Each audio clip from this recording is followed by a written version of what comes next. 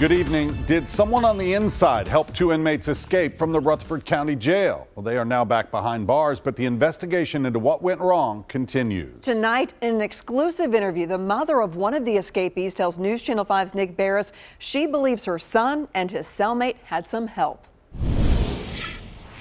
This was a brazen escape that almost defies logic. No one jumped razor wire or filed through a steel bar. The inside doors just unlocked, and the two inmates simply walked out of the Rutherford County Jail and disappeared.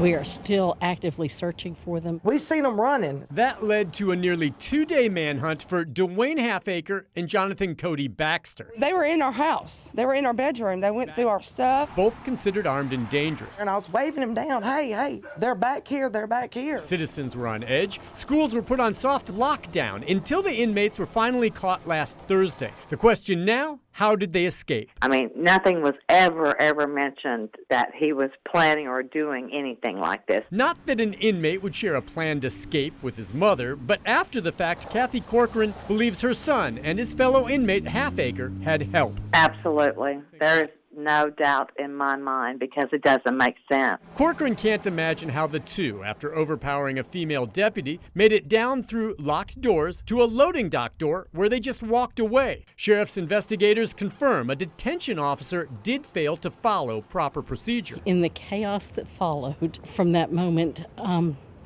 another officer inadvertently let the inmates out an outside door. The negligence of the guard or guards that just popped that door open, that doesn't make any sense to me whatsoever. You know, I mean, I understand human nature that we all can make a mistake. However, I mean, that is a substantial mistake. Corcoran says she's not making excuses for her son. He did choose to run. He's not told her how they escaped. He was mainly just crying and telling me how sorry he was. Corcoran says her son needs help, but he now faces more time in jail for an escape she feels should have been prevented. It doesn't make sense. The sheriff says at this stage there is no evidence that the inmates had any inside help escaping the jail, but it's important to remember the investigation does remain open.